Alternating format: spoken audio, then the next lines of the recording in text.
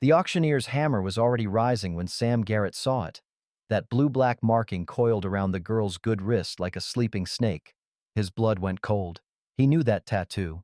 Last time he'd seen it, it was on the arm dragging him from a burning wagon while Apache war cries split the desert air. "What am I bid for this one?" the auctioneer hollered, sweat staining his shirt in the blazing noon sun of Dry Creek Station's main street. "She's got some defects, as you can see, but she's young and might still be useful for damaged goods," someone shouted from the crowd of leering men. "Look at that withered arm." The girl stood on the wooden platform with her chin raised, dark eyes staring straight ahead, while 40-odd men examined her like livestock at market. Her left arm hung useless at her side, but that sacred spiral tattoo on her right wrist caught the sunlight like a brand burned deep into Sam's memory. Deputy Marshal Morrison raised his hand, gold tooth glinting. $50. The crowd laughed and elbowed each other. Everyone knew where Morrison's girls ended up once he got his hands on them. Sam's weathered hand shot up before his brain could stop it. "Stop! I'll buy her!" The crowd turned as one, shocked, silent. Sam Garrett was the most respectable rancher in 3 counties. What in tarnation would he want with damaged goods like this? The girl's eyes found his across the crowd, and in perfect, educated English, she whispered, just loud enough for him to hear, "You knew my brother." The memory hit Sam like a cavalry saber to the gut. 5 years back, autumn of 1877, his supply wagon burning like the very gates of hell in Apache territory. Smoke choking his lungs, flames licking at the ammunition boxes while his wounded sergeant screamed in agony. Then, strong hands dragging him clear, while war whoops echoed off the Red Canyon walls like the voices of avenging angels.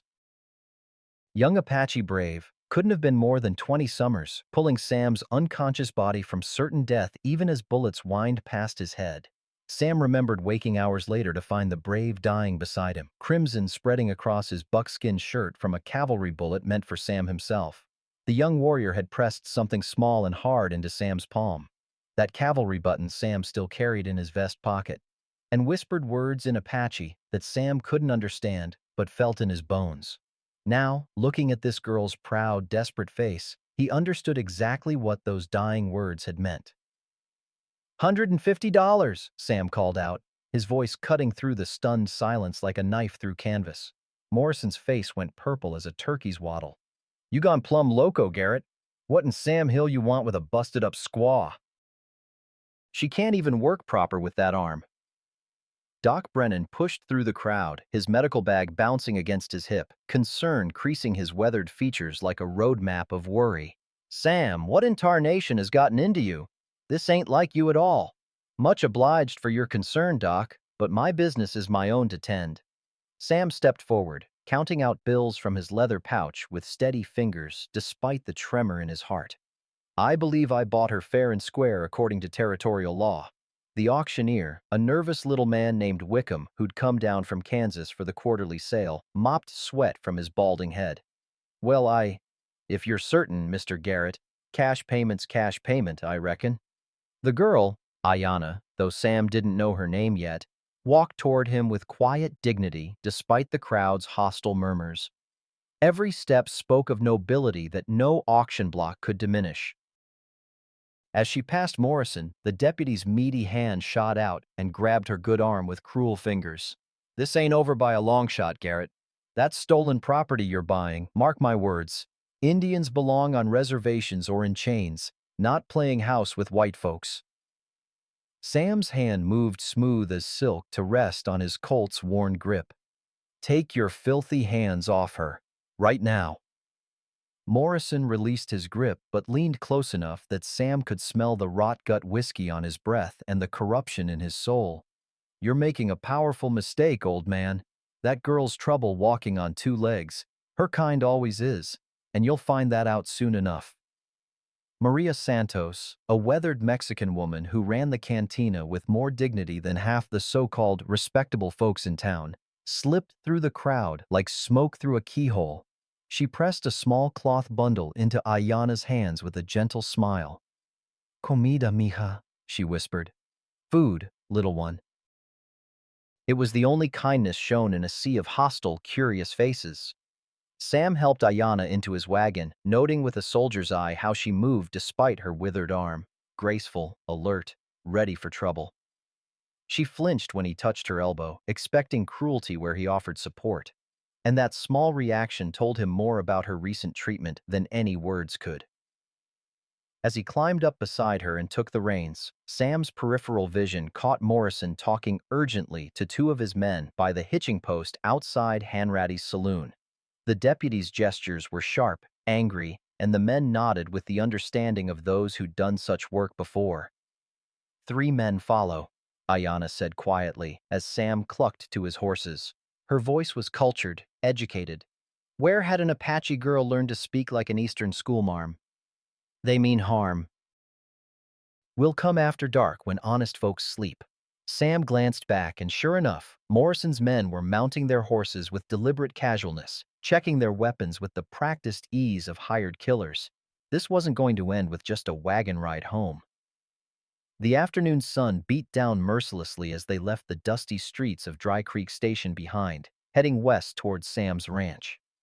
The silence between them stretched like a bowstring, filled with questions neither quite knew how to ask. The trail to Sam's ranch stretched 15 miles through rolling scrubland, painted in shades of dust and determination. Heat shimmers danced off the red earth like spirits fleeing the noonday sun, and behind them, 3 riders maintained their distance with the patience of wolves following a wounded deer. Sam found himself stealing glances at his unusual passenger as they bounced along the rutted track. She sat straight-backed despite everything she'd endured, watching the harsh landscape with eyes that seemed to catalog every rock, every bush, every shadow that might hide danger or promise sanctuary. When they stopped to rest and water the horses at Willow Creek, she dismounted without waiting for help and knelt by the muddy bank like she was reading scripture in the mud. "Broken here," she said, pointing to barely visible impressions in the grass along the water's edge. 3 shod horses passed this morning, maybe 2 hours past, moving fast, but one horse favors left front hoof, rider heavy, hard on his mount. Sam studied the signs she indicated, his own tracking skills rusty from years of peaceful ranching. Dad blame it all? She was right. The grass was pressed down in patterns he'd missed entirely, telltale marks of iron shoes and the distinctive gait of a limping horse. "You read sign like an Apache scout," he said with genuine admiration. "Better than most white trackers I knew in the cavalry. My brother taught me to see what others miss." She stood, brushing dust from her worn calico dress with her good hand. "He said white soldiers see with their eyes but not their hearts. Miss many things that could save their lives or cost them everything." "Your brother." Sam's throat tightened like a noose was being drawn. "Tell me about him." She was quiet for a long moment, watching the creek water flow over smooth stones worn down by countless seasons of rain and drought. A red-winged blackbird called from the cattails, and somewhere in the distance, a coyote answered with its own lonely song. "His name was Naalnish," she finally said. "In your tongue, it means one who fights for others. He was war leader, very brave, very foolish sometimes. Always believed there could be honor between Apache and white men, even when others called him fool for thinking such thoughts." "What happened to him?" Sam asked, though his heart already knew the answer. Her dark eyes found his across the small space between them, and in their depths he saw pain that matched his own.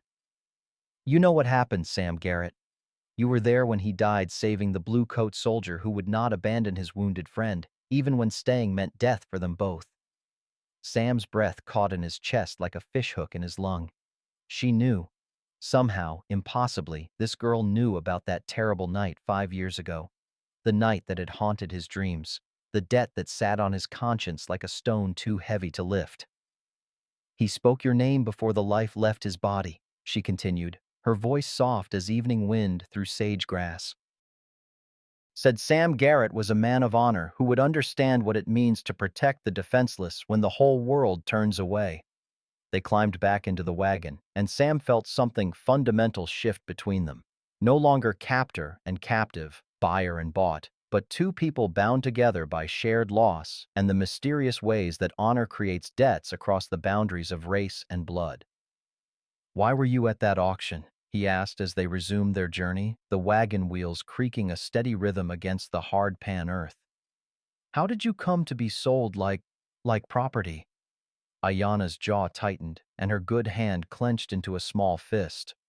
"My arm made me incomplete in my people's eyes, brought shame to my family when other girls married and bore strong children.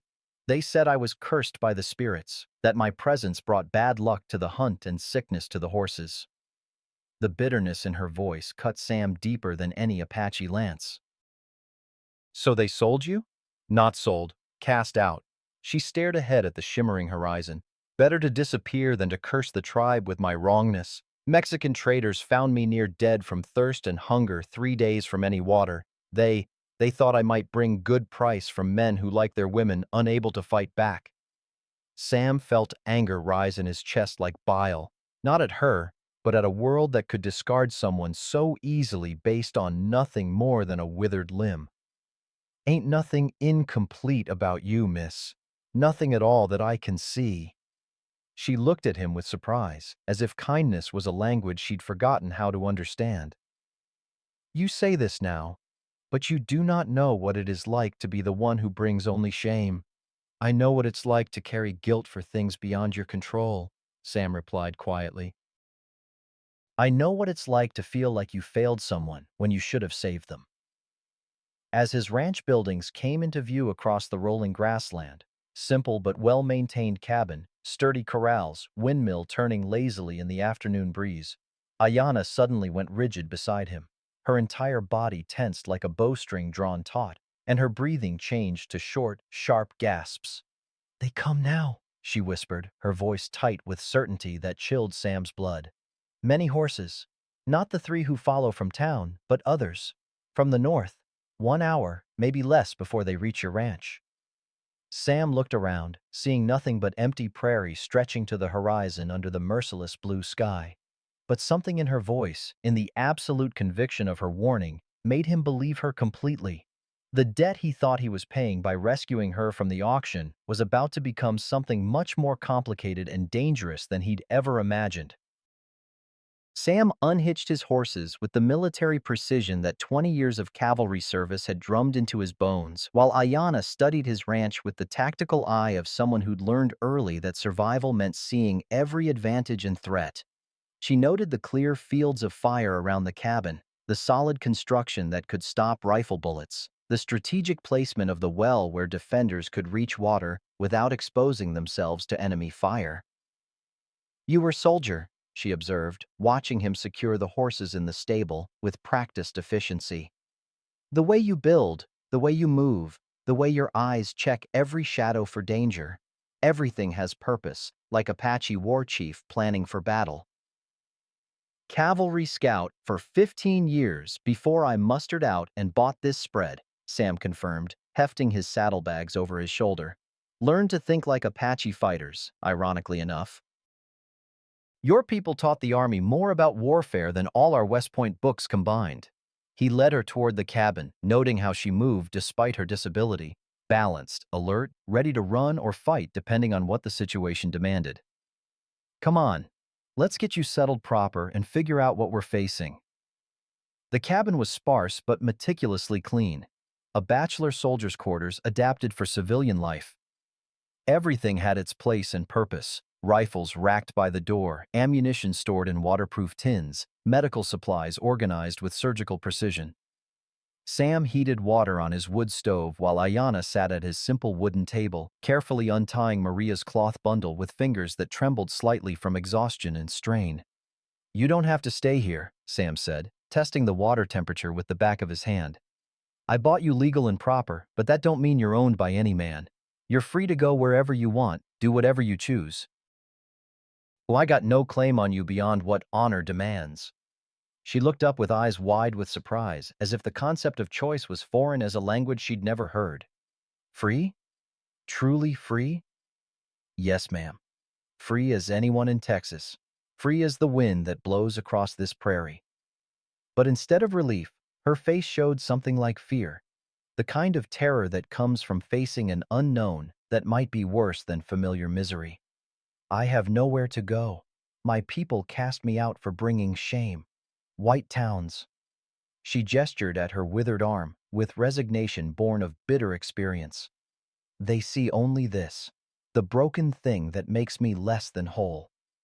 Sam approached with a basin of warm water and the cleanest cloth he owned, moving slowly so as not to startle her. May I? She nodded, though he saw her whole body tense as he began gently washing the auction dirt and grime from her face. Her skin bore the marks of rough handling, purple bruises on her cheek where someone had struck her, scrapes on her forehead where rough hands had been careless with something they considered damaged goods.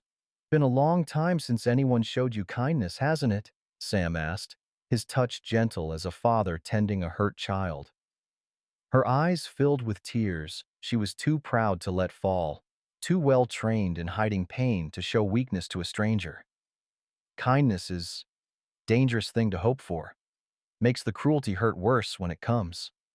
When he finished cleaning her face, revealing the natural beauty that dirt and despair had hidden, Sam opened Maria's bundle. Inside were warm tortillas wrapped in clean cloth, strips of dried beef seasoned with chilies, and a small clay jar of honey. Simple food, but more kindness than she'd seen in months. You look like you ain't eaten proper in weeks, Sam observed, setting the food before her. Go ahead, eat what you need.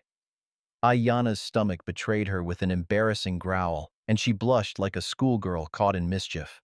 But when Sam set the food before her, she ate with careful dignity, despite her obvious hunger, taking small bites and chewing thoroughly like someone who'd learned not to waste a single crumb.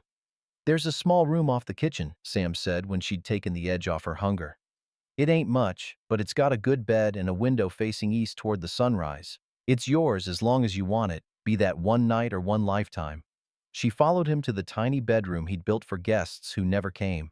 The room held a single bed covered with a quilt his dead mother had sewn, a simple dresser with a cracked mirror, and that precious east-facing window that would bring morning light to chase away the darkness. In the mirror's fractured surface, Ayanna saw herself as she always had, incomplete, damaged, worthless. The cracks in the glass seemed to emphasize every flaw, every imperfection that had made her a burden to everyone who'd ever known her. But Sam stepped behind her, his reflection joining hers in the broken mirror, and his weathered hands came to rest gently on her shoulders. Mirrors broke, he said simply, his voice rough with emotion he rarely allowed himself to feel. But sometimes broken things reflect more truth than perfect ones. I see a young woman with enough sand and determination to survive what would break most folks like dry branches in a tornado. I see someone who reads the world like an Apache scout and speaks like an educated Eastern miss. I see courage that don't quit and dignity that no auction block can take away. That don't look incomplete to me. That looks like exactly what this old ranch has been missing. A rifle shot cracked in the distance, too close for comfort, too sharp for hunting. Both of them tensed like deer scenting wolves, and Sam grabbed his Winchester from the wall rack where it waited for exactly such moments. Deer, Ayanna said after listening intently to sounds Sam's ears couldn't distinguish from the general noise of evening settling over the prairie. But they startle easy, run from something that frightens them, something that does not belong in this place. Sam peered out the window, seeing nothing but gathering shadows and the first tentative stars appearing in the darkening sky. But then, from the direction of town, he spotted what she'd somehow sensed. Dust rising against the sunset sky like smoke from an approaching wildfire. Not white men, Ayanna whispered, her face gone pale as winter moonlight. Apache. Many of them. And they are very, very angry. The sound of iron-shod hooves on hard ground began as distant thunder, growing closer with each passing heartbeat. Dawn came to Sam's ranch like a held breath, bringing with it a silence so complete it made his cavalry-trained nerves sing with alarm. No birds greeted the sunrise, no insects buzzed in the grass. Even the ever-present prairie wind had died to absolute stillness. In 30 years of frontier living, Sam knew exactly what that kind of unnatural quiet meant. He stepped onto his porch with his rifle cradled in practiced hands, feeling the weight of unseen eyes watching from every direction. The morning mist still clung to the low places, creating patches of gray uncertainty where anything might be hiding. Then they materialized out of that mist like spirits given form. 30 Apache warriors on painted horses, surrounding his ranch with the kind of military precision that had made them the most feared fighting force in the Southwest. They appeared so suddenly and silently that Sam's breath caught in his throat, even though he'd been expecting trouble. But this wasn't just any Apache war party. The formations, the discipline, the way the others deferred to the central figure, this was serious tribal business, led by someone with the kind of authority that commanded absolute respect. The war leader rode forward on a magnificent paint stallion, and Sam's experienced eye took in every detail that spelled danger. Eagle feathers in his graying hair marking him as a chief, war paint applied with ceremonial precision, weapons that spoke of countless battles survived. But it was the man's bearing that truly impressed, the straight-backed dignity of someone born to lead, tempered by the wisdom that comes from making life-and-death decisions for an entire people. Ayana emerged from the cabin at the sound of approaching hoofbeats, took one look at the mounted figure, and her knees nearly buckled like a house built on sand. "Father," she whispered, and Sam felt his world tilt sideways. Red Wolf dismounted with the fluid grace of a man who'd been born in the saddle, his weathered face a mask of controlled rage that reminded Sam of summer storms building over distant mountains. When he spoke, his voice carried the absolute authority of tribal law, each word falling like a stone into still water. The rapid Apache that followed was too fast for Sam to catch more than scattered words, but the tone was unmistakable. Disappointment, anger, and underneath it all, the pain of a father confronting a daughter who had brought shame to their family name. Ayana translated with a voice that barely held steady, each word obviously costing her dearly. He says, he says I have brought dishonor to our family name by running away, that I was cast out for good reason and should not pollute the white man's world with my curse and wrongness. Sam stepped forward, his soldiers' training warring with the need to show respect to a man who was clearly both enemy and someone deserving of honor. Tell your father I mean no disrespect to him or your people, but I have a debt that must be paid. Honor demands it. Red Wolf's dark eyes fixed on Sam with the intensity of a hawk studying potential prey. Then he spoke again, his words sharp with something between anger and genuine curiosity. He asks what debt a white soldier could owe to Apache people, Ayana translated. He says white men speak much of debts and honor, but their actions show they understand neither. Sam slowly, carefully, pulled the tarnished cavalry button from his vest pocket, brass that had once been bright but now bore the patina of age and memory. He held it out to Red Wolf with both hands, the respectful gesture he'd learned from dealing with tribal leaders during his scouting days. Your son Nalnish died saving my life 5 years ago, Sam said, letting his words carry across the space between cultures and languages. He gave me this token and words I didn't understand then but have haunted me ever since. I think he was telling me to protect the far-seeing one. Red Wolf's eyes fixed on that small piece of military brass, and Sam saw something fundamental shift in the chief's expression. Recognition, memory, and perhaps the beginning of understanding.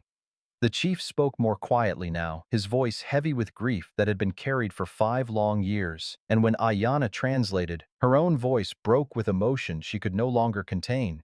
He says my brother spoke often of a white soldier with honor, said the man would not abandon his wounded friend even when it meant certain death for them both.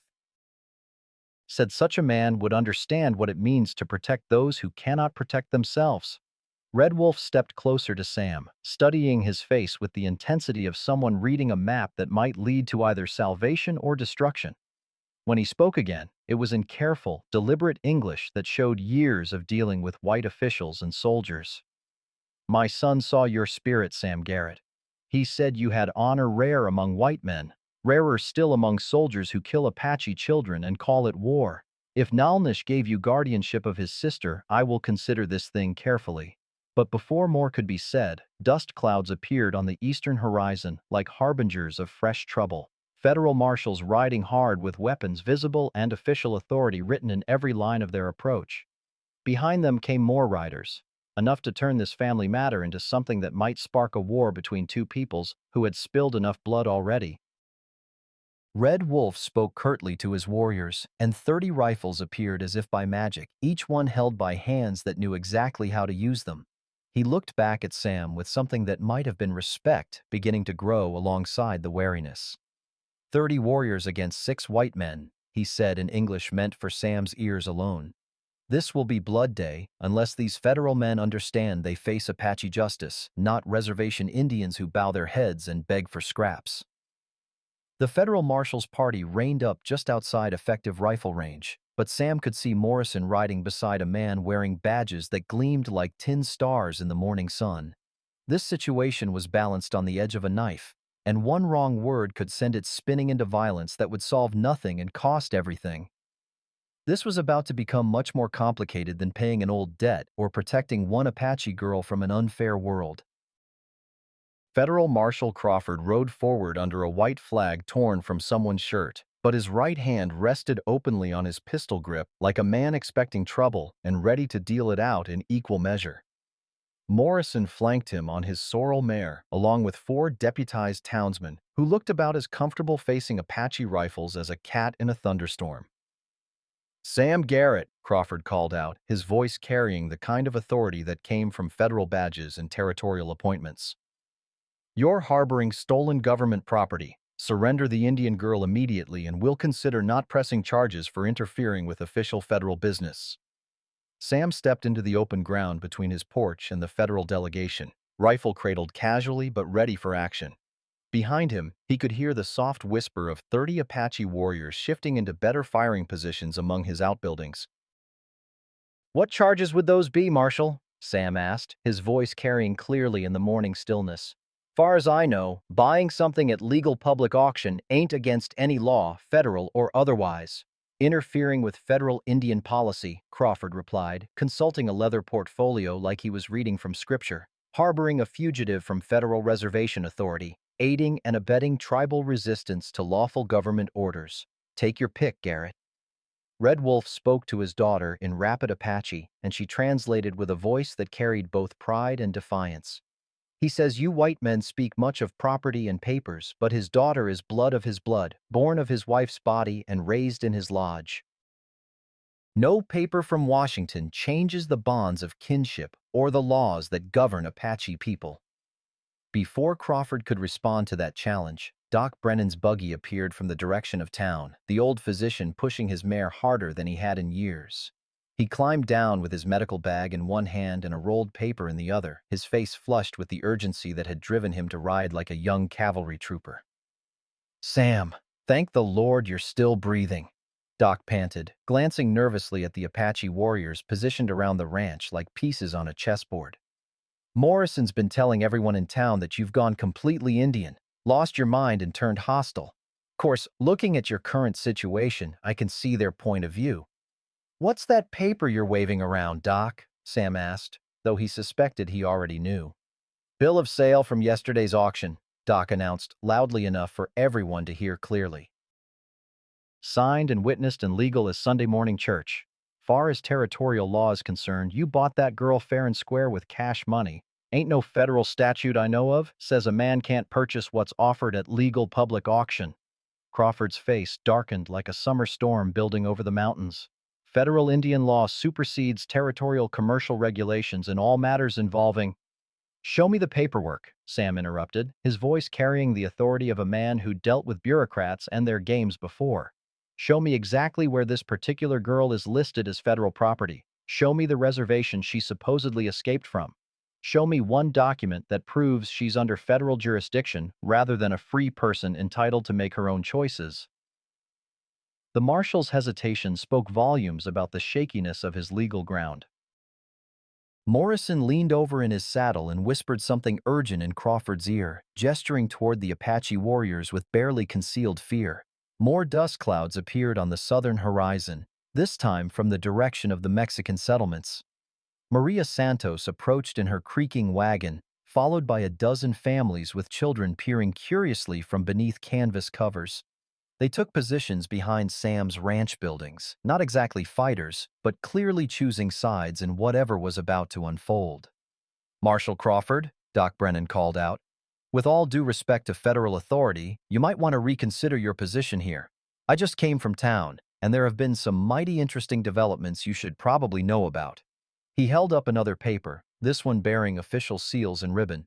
Telegram from the territorial governor arrived on this morning's stage. Seems there have been formal complaints filed about unauthorized federal operations in Texas. Governor's sending a special investigator to look into reports of corruption and illegal land seizure schemes operating under false federal authority. Morrison's face went white as alkali dust, and his hand moved toward his gun before he caught himself. That's...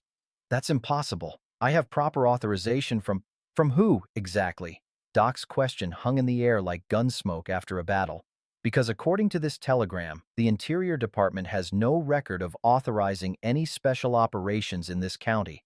Before Morrison could answer that damaging question, Ayanna suddenly stiffened beside Sam like she'd been struck by lightning. Her face went pale as winter moonlight, and she gripped his arm with her good hand hard enough to leave bruises. "More come," she whispered, her voice tight with the kind of certainty that had saved their lives the day before. "From the east, many more than before, and they bring—" she paused, listening to sounds only she could hear. "They bring chains, heavy chains and wagons built for carrying prisoners."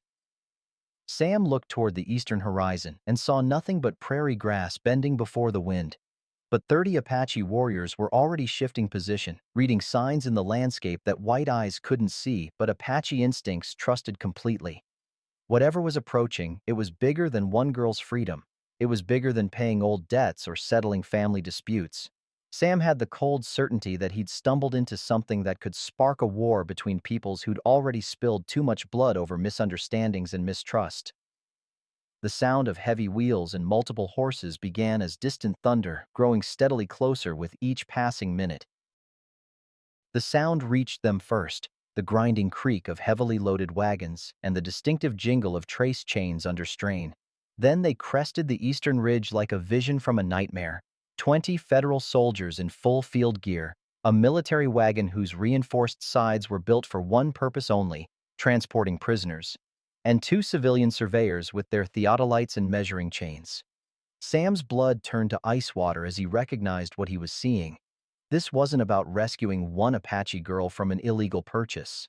This was a removal operation, planned and equipped for moving entire populations whether they wanted to go or not. The commanding officer, a captain with ambitious eyes and a uniform that had never seen real combat, rode directly to where Crawford waited with his white flag. The captain's horse was fresh, his gear was new, and his confidence spoke of a man who'd never faced Apache warriors when they were seriously angry. "Marshal Crawford," the captain announced, loud enough for everyone to hear, "I am Captain Morrison, no relation to your deputy, with orders from Territorial Command to secure and transport any Indians found in violation of federal reservation boundaries." "On whose specific authority?" Doc Brennan demanded, his voice carrying the moral weight of a man who'd spent 40 years doctoring folks without regard to their race or station. The captain unfolded a set of official-looking papers with an arrogant flourish. "Joint Railroad and Territorial Development Commission, operating under emergency federal guidelines for removing impediments to territorial progress and economic development." Red Wolf needed no translation to understand the chains and prison wagon. His weathered face went hard as granite, and he spoke sharply to his warriors. Sam saw them spread into textbook attack formation, not the wild charge that penny novels portrayed, but the disciplined tactics of veteran fighters who'd learned their trade in 100 life-and-death encounters. One of the surveyors, a thin man in Eastern clothes who clearly had never been west of St. Louis before this assignment, approached Sam with rolled maps clutched in his sweating hands like they were legal documents from God himself. "Mr. Garrett, I'm Carter from the Rio Grande Railroad Development Commission," the man announced importantly. "We need to discuss your situation here with these hostile Indians on your property." "My situation?" Sam asked, though he was beginning to understand exactly what his situation was. Carter spread his maps on the ground between them, weighing down the corners with rocks against the prairie wind. "This entire area, your ranch, the surrounding grazing land, the water rights along Willow Creek. It's all been designated for railroad development under the Federal Territorial Improvement Act. We have legal authority to relocate any Indian populations that might interfere with construction or pose security threats to legitimate development. Sam studied the maps and felt the pieces of a larger puzzle clicking into place with sickening clarity. This ain't about development, is it? This is about the land itself. Of course it's about land, Carter exclaimed, his Eastern arrogance making him careless with words. There's copper in those hills, prime grazing for cattle, water rights that are worth more than gold in this country, and… He stopped abruptly, realizing he'd revealed more than his instructions had authorized. Deputy Morrison stepped forward, desperation beginning to show through his bluster like cracks in a dam, holding back too much pressure. The girl knows things, Garrett. Apache winter camps, hidden water sources, secret trails through the mountains. She's valuable military intelligence, worth more than you could imagine. That's when the final, terrible piece of the puzzle dropped into place for Sam. They weren't after Ayanna simply because she was an Apache who'd escaped some reservation. They wanted her because her gift, her uncanny ability to read the land, to see what others missed, to know things that shouldn't be knowable, made her the perfect scout for finding hidden tribal settlements that had evaded federal forces for years. Ayanna heard Morrison's words and turned to her father with tears streaming down her face. She spoke in rapid Apache, her voice breaking with the weight of understanding what her presence here had unleashed, and Red Wolf's expression went from anger to something far more dangerous, the cold fury of a father who would kill to protect his people. She tells him the truth, Doc Brennan translated quietly, his own face pale with the implications. She says the white men want to use her gift to hunt down every hidden Apache camp from here to Mexico. She says she would rather die first than become the weapon that destroys her own people. Captain Morrison smiled with the cold satisfaction of a man who thought he held all the winning cards. Death won't be necessary, miss.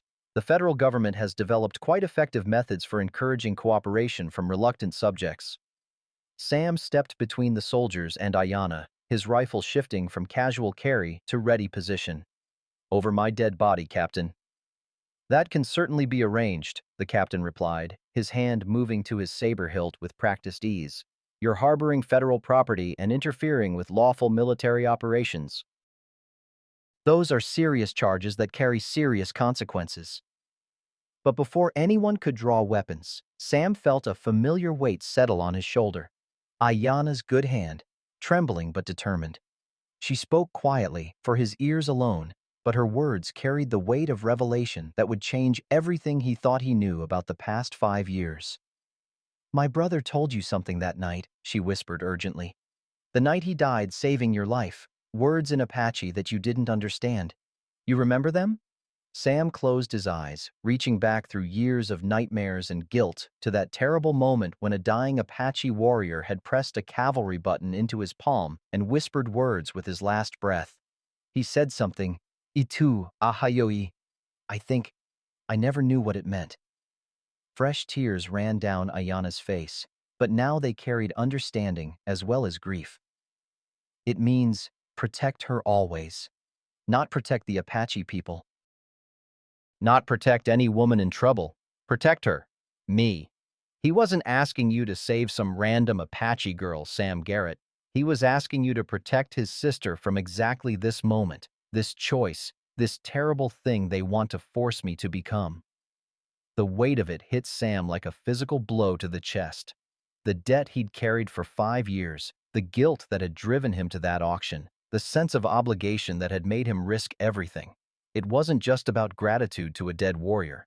It was a dying man's final, desperate plea to protect the sister he loved from becoming a weapon against her own people.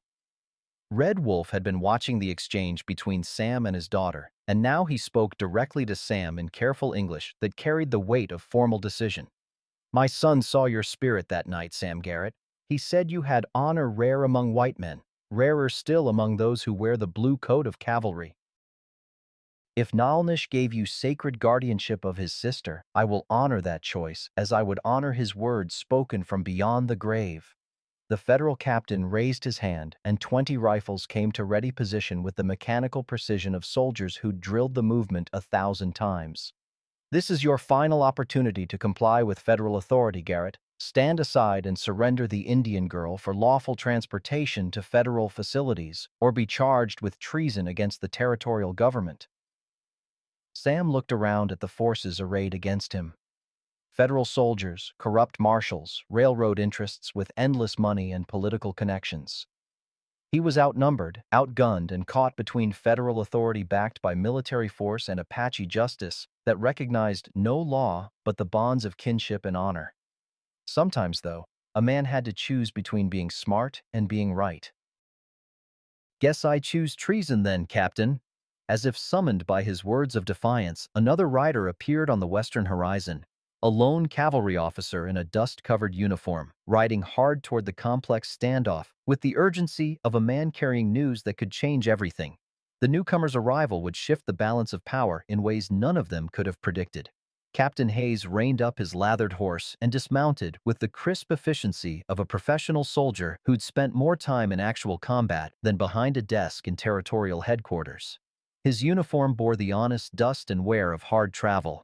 His weapons showed the maintenance of a man whose life depended on their reliability, and his eyes held the steady gaze of someone who'd seen too much war to be impressed by small-scale military posturing. "I'm looking for Captain Morrison of the Territorial Development Command," he announced, consulting a leather-bound dispatch case with official seals and ribbons that looked far more authentic than anything the federal forces had displayed. The ambitious captain who'd been threatening Sam stepped forward with renewed confidence. "I am Captain Morrison, commanding federal operations in this sector under emergency territorial authority." Hayes's eyes narrowed as he studied the man's face with the intensity of someone matching a description to a wanted poster. "No, sir, you are not. I served under Captain James Morrison during the Victorio campaigns of 79 and 80.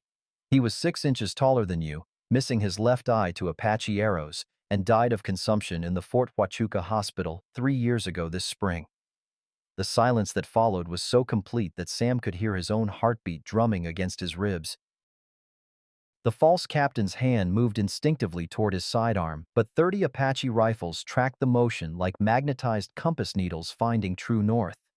"I'll ask you again," Hayes continued with the patient authority of a man accustomed to being obeyed. "Who are you really, and under what authority are you operating federal forces in Texas without proper coordination with military command?" Doc Brennan spoke up from his position near the wagons, his voice carrying across the tense silence. "That there's Crawford's cousin, Captain, name of Jake Morrison, though he ain't been seen in these parts for nigh on 5 years. Real piece of work from what folks remember." Hayes opened his dispatch case and pulled out a sheaf of official papers. "Jake Morrison, wanted by federal authorities for desertion from active duty, theft of military property and supplies, impersonating a federal officer, and—" He paused to read further. "Conspiracy to defraud the territorial government through falsified land claims and illegal survey operations." The real story came tumbling out then, like water through a broken dam. Morrison and Crawford had been running an elaborate confidence scheme for months, selling fabricated intelligence reports to railroad development interests who needed legal justification for seizing Apache lands. The surveys, the removal operations, even Ayana's auction, all carefully orchestrated to create incidents that would justify federal intervention and land confiscation. "The girl here is just a convenient excuse," Hayes explained, his professional disgust evident in every word. "Railroad Consortium needs the Apache grazing lands for their southern route to California, but they need legal cover for what amounts to armed land theft. Easier to move indigenous populations if you can manufacture security threats and claim military necessity." Red Wolf spoke to his daughter in rapid Apache, and she translated with voice heavy, with the bitter understanding of how her people had been manipulated by white greed for generations. "He says white men's hunger for land is like wildfire in drought season, consumes everything in its path, including those foolish enough to think they can control it for their own purposes." Maria Santos had been listening from her wagon, growing angrier with each revelation. Now she stood up, pointing an accusing finger at the false captain with all the righteous fury of a woman who'd seen too much injustice in her lifetime. Jake Morrison, she called out, her voice carrying clearly across the standoff. You cheated my husband Pedro at cards 6 months past. Took money we needed for winter supplies and medicine for our sick children. I remember your lying face and your crooked hands very well. Other voices joined in then. Mexican families, townspeople who'd been following the confrontation, even some of the soldiers who were beginning to understand they'd been used as pawns in someone else's illegal scheme. Small grievances and petty crimes began adding up to a pattern of systematic abuse and corruption that reached far beyond one Apache girl's freedom. The facade of federal authority began crumbling like old adobe walls in a flash flood, leaving nothing but greed and ambition exposed to the harsh light of desert truth. But Jake Morrison wasn't finished. Desperation and cornered animal cunning made him more dangerous than any official authority ever could. You think any of this legal nonsense matters out here? He snarled, drawing his pistol with the quick, practiced motion of a man who'd survived by being faster than his opponents. I've got 20 armed men loyal to me, and all you've got is one broken-down rancher and a bunch of savages who don't even belong in civilized territory. Sam's Winchester came up smooth as flowing water, the motion so natural it seemed inevitable rather than threatening. Around the ranch yard, the distinctive sound of 30 Apache weapons cocking created a sound like rattlesnakes warming themselves on sun-baked rocks. Reckon we'll find out just how loyal your men are when the shooting starts, Sam said with the calm certainty of a man who'd faced death enough times to know its face intimately. The standoff balanced on the edge of violence that would solve nothing and cost far too much in blood and grief. But Ayana chose that moment to step forward into the open space between the opposing forces, walking with the quiet dignity that no amount of adversity had been able to break. Every weapon in sight tracked toward her slender form, but she continued walking until she stood in the exact center of the conflict, visible to every man present and speaking in a voice that carried clearly across the tense silence. Enough, she said simply. Too much blood has already been spilled over the stupid pride of men who measure their worth by how much they can take from others. She began speaking in Apache, her words flowing like clear water over smooth stones, and Sam watched Red Wolf's expression soften as his daughter's voice reached him across the barriers of language and culture. Several Apache warriors lowered their rifles slightly, though their eyes remained alert for treachery. She's telling them about honor that crosses the artificial lines white men draw on their maps, Doc Brennan translated quietly for those who couldn't understand. About her brother's sacrifice and what it means when two peoples choose cooperation over conflict. But the emotional and spiritual effort of bridging two worlds was taking a visible toll on Ayanna. Sam noticed blood on her lips, saw the tremor in her legs as she struggled to remain upright. Using her gift so intensively for so long, reading threats, understanding hidden motives, seeing the connections others missed, was consuming her strength like a fire burning through dry grass. As if to confirm his fears, she swayed dangerously and nearly collapsed. Sam moved to catch her, and as he felt how frail she'd become, he realized with sick certainty that her mysterious abilities were killing her from the inside. "Doc," he called urgently, "something's wrong with her. This gift of hers, it's burning her up like a candle flame that's too bright to last." That's when Doc Brennan's weathered face went pale with a different kind of understanding, and he looked between Sam and the dying girl with the expression of a man who'd just seen the final piece of a terrible puzzle fall into place. "Sam," he said quietly, "I think there's something about that night 5 years ago that you don't fully understand yet."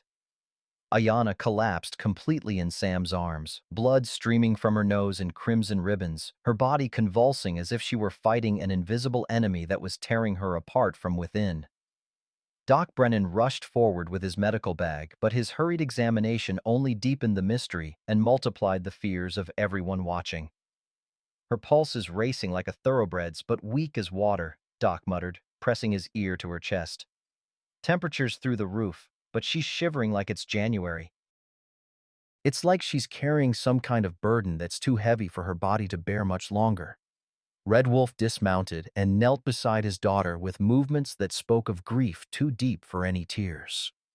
When he began speaking in Apache, his voice held the weight of secrets that had been carried too long in silence. Doc Brennan listened intently, his face growing more troubled with each translated word. He's telling us the truth now, Sam. The night your cavalry patrol was ambushed, when Alnish saved your life, he didn't just pull you from that burning wagon. Apache warriors sometimes have the ability to transfer spiritual energy when death is certain. Sam's world began tilting sideways as implications he'd never considered crashed over him like avalanche stones. What exactly are you saying, Doc? Your brother performed a sacred ritual, Red Wolf said, switching to careful English so everyone could understand the magnitude of what had happened that night. When Apache warrior knows death comes and he finds white man worthy of life, he can pass his own life force to keep that person fighting. My son gave you his strength, his courage, his will to survive. The pieces of a 5-year mystery began falling into place with sickening clarity.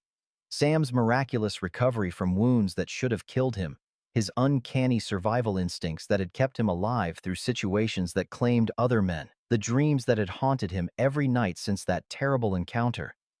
But there's more, Red Wolf continued, gesturing toward the sacred tattoo on his daughter's wrist. When warrior gives his spirit to save another, someone from his family must carry the spiritual burden until the debt is properly resolved. The tattoo marks Ayana as keeper of her brother's life force. She has been slowly dying to keep his gift alive in you. Sam stared down at the girl in his arms, understanding flooding through him like ice water in his veins. You mean she's been carrying his spirit all this time? She sees far because she carries warrior's soul inside her own. Red Wolf nodded gravely. But her body was not made to hold such power. Without proper ceremony to release my son's spirit, she dies little by little, and when she dies, Nalnish's soul dies with her forever. What ceremony? Sam demanded, though part of him already feared the answer. What has to be done? Sacred ritual must be performed by the one who received the gift, Red Wolf explained. Only you can release my son's spirit, give him proper honor, allow him to find peace in the spirit world where warriors go when their battles are finished. Sam looked down at Ayana, so fragile and still in his arms, and understood the true weight of his debt. Not just gratitude to a dead warrior, but responsibility for a living girl who was slowly sacrificing her life to honor her brother's final gift. Jake Morrison chose that moment to make his desperate play. While everyone's attention focused on Ayana's spiritual crisis, he'd maneuvered his remaining loyal men into better positions around the ranch yard. Now he had his pistol trained directly on the girl's head, his face twisted with the ugly desperation of a cornered animal. "Nobody moves, or the squaw dies right here," he snarled, his voice cracking with the strain of a man who'd bet everything on one final hand and knew he was about to lose. "My boys have got you all covered, and I guarantee some of you won't be going home if this goes badly." But Morrison had miscalculated the character of the men he was threatening. Captain Hayes wasn't one of his corrupt cronies who could be bought or intimidated. The Apache warriors didn't negotiate with threats against family members, and Sam Garrett had just learned that the girl dying in his arms was carrying the soul of the man who'd saved his life. What followed unfolded with the brutal efficiency of professional violence unleashed by righteous anger. Hayes put 2 bullets in Morrison's chest before the corrupt deputy could fire, his service revolver appearing in his hand with the speed that came from genuine military training rather than posturing and bluster. Red Wolf's warriors eliminated Morrison's remaining men with the kind of precision that would have impressed any military commander. Quick, clean shots that ended resistance without unnecessary cruelty or waste. When the gun smoke cleared and the echo of rifle fire faded across the prairie, only legitimate authority and honorable people remained standing in Sam's ranch yard. "Now," Red Wolf said with urgent intensity, kneeling beside his daughter's still form, "ceremony must be performed quickly. My daughter's spirit grows weak, and soon it will be too late to save either of them." Sam had no idea what Apache spiritual ritual required, but Red Wolf guided him through each sacred step with the patience of a father desperate to save his child's life. First, the cavalry button had to be buried with full military honors. Both Apache and white traditions combined to show respect for a warrior who'd bridged 2 worlds through his sacrifice. Then Sam had to speak directly to the spirit of the dying warrior, releasing Nilnish from the bonds of obligation that had kept him tied to the physical world for 5 years. Nilnish, Sam said, following Red Wolf's careful prompting, his voice carrying across the boundaries between life and death. Your debt to me is paid in full. Your sister is protected and honored among both our peoples. Your sacrifice saved not just one white soldier, but brought understanding between Apache and white that may prevent future bloodshed. Your spirit has earned the right to rest. The change was immediate and miraculous. Color began returning to Ayana's face like sunrise painting the eastern sky. Her breathing steadied and deepened, and the tremor that had racked her body gradually subsided. The sacred tattoo on her wrist seemed to shimmer and shift for a moment, then settled into normal ink that would mark her story but no longer drain her life. She opened her eyes and looked at Sam with wonder and relief, like someone waking from a nightmare that had lasted years.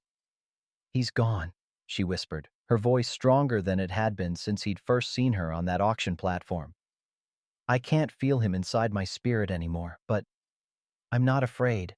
For the first time since he died saving you, I'm not afraid of what comes next. Red Wolf spoke to his daughter in gentle Apache, received her reply, then turned to Sam with something that might have been the beginning of a smile. She says the white soldier kept his sacred word. Now my daughter chooses her own path, free from the burden of carrying her brother's spirit, but honored by the bridge his sacrifice built between our peoples.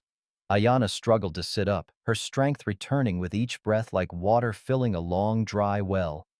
I choose to stay with Sam Garrett if he will have me, not as property or obligation, but as family chosen by respect rather than forced by circumstances. As what? Sam asked carefully, understanding that this moment would define both their futures. She looked at her father, received a solemn nod of approval, then back at Sam with eyes that held the wisdom of someone who'd survived more than anyone should have to endure. As daughter, if you're willing, Apache law recognizes adoption based on bonds of choice and mutual respect, not just bloodlines. You've proven your honor. I offer you my loyalty and the gift of a family you've earned through courage rather than accident of birth. Sam thought about his empty cabin, his solitary life, the debt that had weighed on his conscience for 5 years. Then he looked at this remarkable young woman who'd survived everything her harsh world could devise to break her spirit. I reckon I'd be more than honored, Ayana. More than honored. But even as the spiritual crisis resolved and the immediate violence ended, practical questions still remained. What kind of life could they build together in a world that still held too many people who feared what they didn't understand? 3 months later, autumn painted the Texas landscape in shades of gold and crimson that reminded Sam of the sunsets he'd watched from lonely cavalry camps during his soldiering days. But now he stood on his ranch porch watching a very different scene. Ayana working with a young Mustang in the corral, her gift for understanding horses transformed from survival necessity into pure artistry. Her withered arm no longer seemed like a disability when he watched her gentle the wildest bronc with nothing but patience, understanding, and an uncanny ability to read what the animal needed to feel safe and trusted.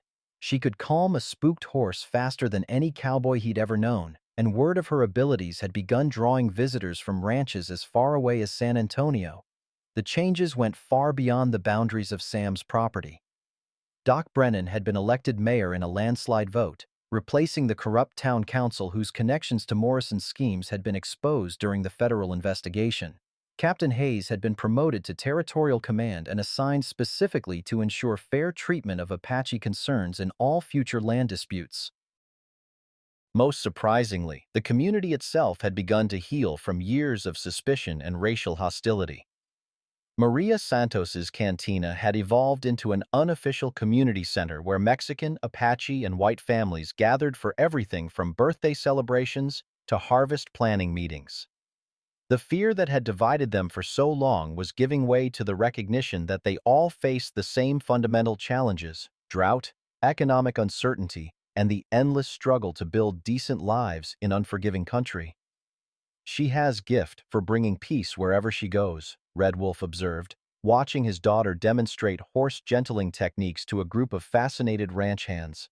He visited every few weeks now, no longer as a potential enemy but as something approaching a friend, and certainly as family. Runs in the blood, I reckon, Sam replied, leaning against the porch rail. Her brother had the same gift, just used it in different circumstances. They'd held the formal adoption ceremony 6 weeks ago, combining Apache traditions with white legal procedures to make everything official in both worlds. Sam Garrett now had a daughter recognized by territorial law and tribal custom alike, while Ayanna had found the family she'd never dared hope for after being cast out by her birth people. The tribal elders had not only blessed the unusual arrangement, but declared it a bridge between cultures that might prevent future conflicts. When word spread that Red Wolf's daughter lived peacefully and prosperously with a white rancher who'd proven his honor through sacrifice, it changed conversations in both Apache camps and white settlements throughout the territory. The transformation hadn't been without struggles. There were still those who crossed the street to avoid them, still whispered conversations about going native and Indian lovers and unnatural arrangements. But for every voice raised in prejudice, two others spoke up in defense of what they'd witnessed with their own eyes. Change comes slow to places like this, Doc Brennan had observed during one of their evening conversations on the porch. But it does come, steady as sunrise, if folks see the right kind of example being set day after day. Sam was setting fence posts on a crisp October morning when Ayanna approached with a letter bearing the official seal of the territorial government. Her ability to read English had improved dramatically over the months, and she took obvious pride in handling correspondence that affected their shared future. "What's it say?" Sam asked, not reading quite as well as a man his age should have been able to manage. "Railroad Development Commission has officially recognized tribal land rights throughout this territory," she read aloud, her voice carrying satisfaction and relief. "No more forced relocations, no more fraudulent surveys, no more using military force to steal what belongs to Apache people by treaty and long occupation." She paused, then smiled in a way that transformed her entire face. "Also, they're offering me employment as official scout and translator for the territorial government. Help prevent future misunderstandings between white settlements and Apache communities." Sam felt pride swell in his chest, like water filling a desert spring. "You thinking about taking that job?" "I'm thinking this is exactly what my brother would have wanted," she replied, folding the letter carefully. "Use whatever gifts I have to build bridges instead of walls, create understanding instead of fear." That evening they sat on the porch watching sunset paint the western sky in shades of rose and gold, both comfortable with the rhythm of domestic peace that had grown between them over the months. Sam whittled a new handle for his favorite hammer, while Ayanna practiced writing business correspondence, both enjoying the simple pleasure of shared companionship. "Do you ever regret it?" she asked suddenly, setting down her pen to look at him with serious eyes. "Taking me from that auction, turning your whole life upside down? Your existence would have been much simpler without all the complications I brought with me." Sam set down his knife and wood shaving, considering her question with the gravity it deserved. "Ayanna, before you came into my life, I was half dead inside, just going through the motions of living, haunted by debts I couldn't figure out how to pay, and guilt I couldn't shake off my shoulders. You gave me purpose again, gave me a reason to care about tomorrow instead of just surviving today." "But the debt is paid now," she pointed out. "My brother's spirit is free to find peace. You don't owe our family anything more." "Maybe not," Sam agreed. "But seems to me I've got a new kind of debt now." He gestured toward the town lights beginning to twinkle in the gathering darkness. "To you, to this community we're helping build, to the future where Apache and white children might grow up without hating each other just because their skin's different colors. That's not a burden, though. That's what gives life meaning and makes a man feel like he's contributing something worthwhile to the world."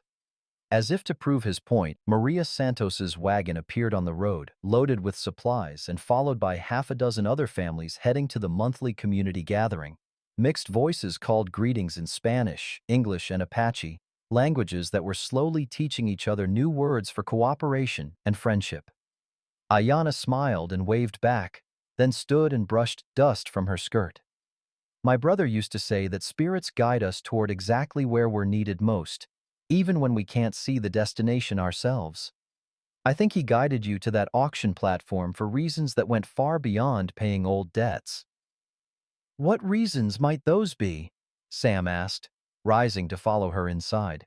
She paused in the doorway, silhouetted against the warm lamplight from within. To prove that honor isn't about the color of your skin or the language your grandmother spoke. And it's about keeping your word, even when it costs everything you thought you wanted, and discovering that what you get in return is worth more than anything you gave up.